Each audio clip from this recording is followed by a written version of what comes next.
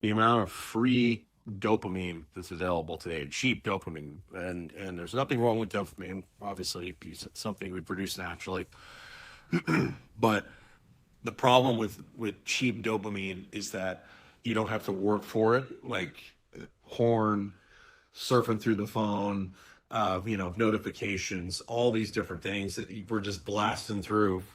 And I learned about this the hard way when I moved to Nicaragua. I was working virtually. I didn't really know anybody, so I was spending so much time on the computer, and then at night I would veg out and just scroll through the phone.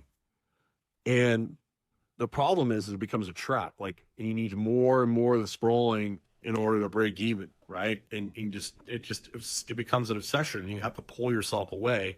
And what happens is you end up with procrastination, zero motivation. You're chasing these cheap hits of dopamine. You don't want to do tasks that are harder because when you do something, whether it's a workout or a long project that's going to take longer to get that dopamine hit, you're like, why would I do that when I can just scroll through TikTok or Instagram and get massive amounts of dopamine for no work at all, right? With relationships, why have a relationship where you can just watch it on video, right? So it can lead to procrastination, zero motivation, anxiety, depression, emotional crashes because you're going up and down and around, addiction loops where you get pulled in, you're just getting constantly hammered. Strained relationship and isolation because you end up having a relationship with your phone instead of with the person. Low energy, self-esteem, and regret.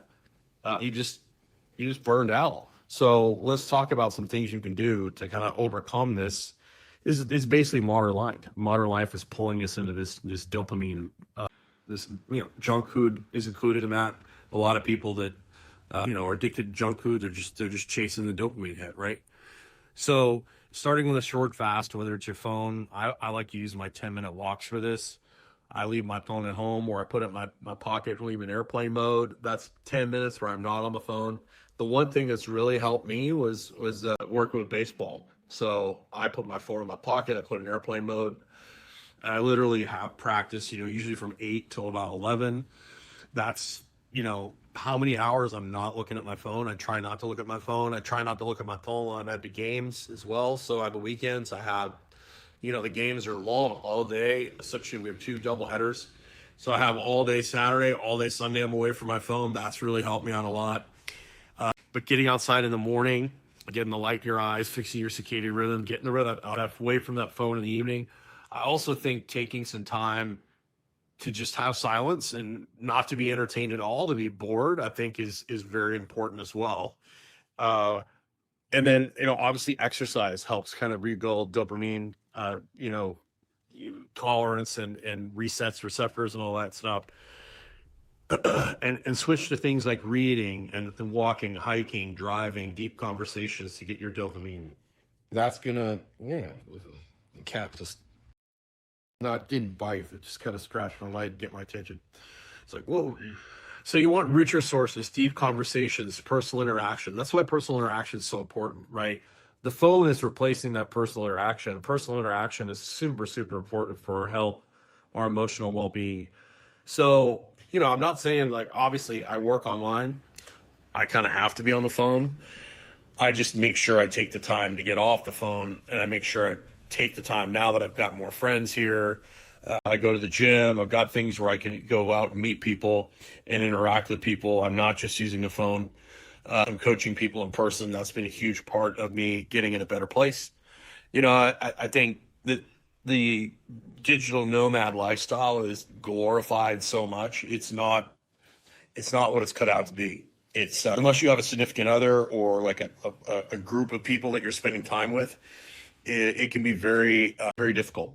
So don't go if you're going to go into the digital nomad thing. Don't go into it thinking it's this amazing thing that's going to solve all your problems, because it's going to create a whole nother list of problems that luckily, working with baseball teams here has kind of helped solve some of them. So have yourself a great day. Make sure you take the time to get outside today. Feel free to join my men's or women's group. You can go to vitalitybrotherhood.com.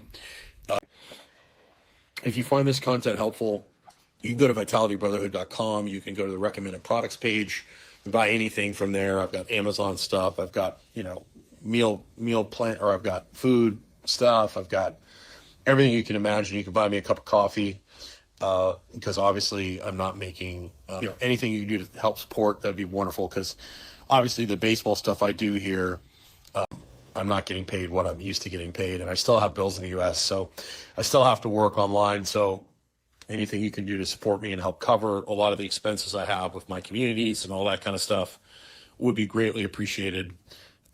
Join my communities. They're free. Happy to answer your questions. Feel free to leave questions here for me. And plan on being back here again tomorrow. So we'll see you again soon.